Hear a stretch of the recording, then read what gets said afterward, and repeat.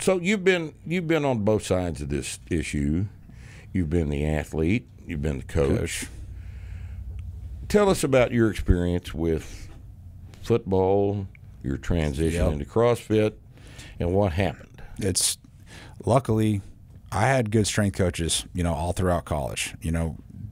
They stuck with basics, and obviously we did do football specific training, but usually we did that on the field, not in the weight room, which would make sense because it would translate a lot better. But once I got done playing football, I was already pretty decently strong. I was benching 315, I could clean 350, squatting somewhere between 400 and 500 depending on the depth of the squat.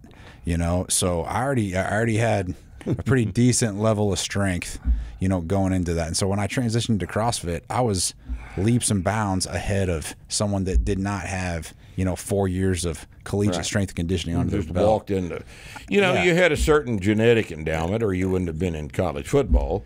So you had that that advantage over these guys. But somebody just walking in off the street to a CrossFit affiliate, with no training, no foundation of strength, it was pretty seamless. All I had to do was just learn how to snatch, because we did cleans in football. I had to learn how to some jerks, and then I had to do some basic gymnastic stuff, which I just taught myself. You had to learn how to do burpees. Yeah, you had to learn how to get coaching on how to do burpees. Yeah, and I don't do burpees anymore, and I never prescribe those to clients.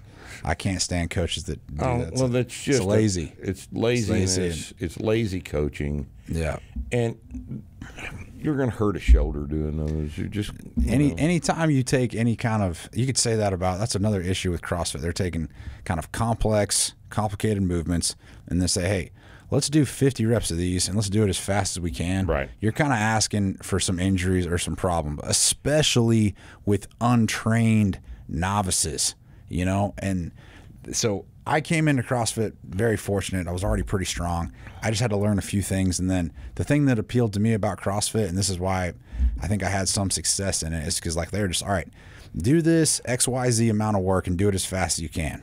And I'm just a pretty simple-minded guy. And I said, all right, that's all you need to do.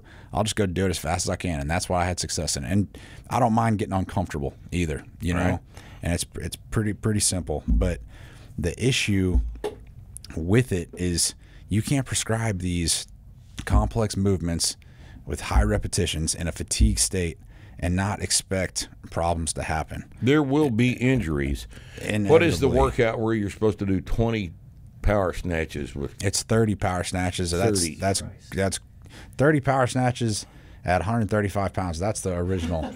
I think that's Isabel. It's Isabel. That's Isabel. It. Yeah. Now, look, you got some kid. Let's say we let him do it at 50 kilos, at 110 pounds, which is generous, right? That's because we're coaches, right? Yeah. And that's being generous. Now, what does the 27th rep of that set of 30 look like? Like shit. And what do we know about a power snatch done incorrectly? It puts leverage against structures that are not designed to have leverage applied to them. And this is a stupid ass idea. It's utter stupidity to do this.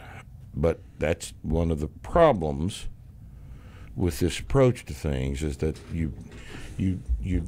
there is no recognition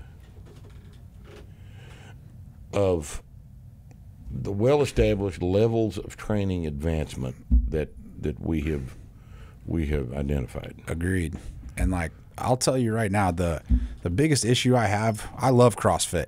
It's I wouldn't be where I am without it, and I need to preface it by saying that. But anytime I travel, go anywhere, I purposely avoid CrossFit gyms because the level of training and coaching is so diluted. You have no idea what you're going to get. No. There's some great CrossFit gyms, and I know some great CrossFit gyms, great coaches, great people, great communities, great everything. Oh, yeah. But I've been into so do I. more CrossFit gyms that people have no idea what they're doing.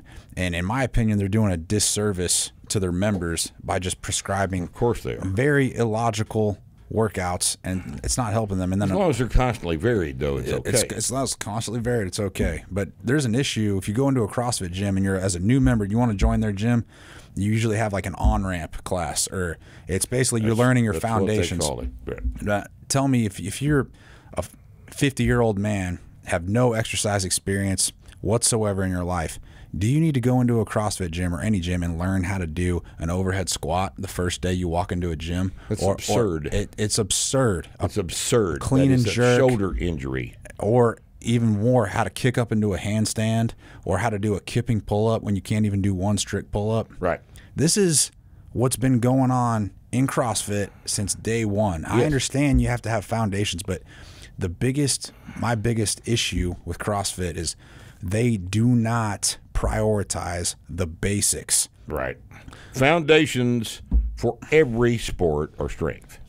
Undeniably, unequivocally. Join us this week on Starting Strength Radio. Our guest is Tanner Shuck.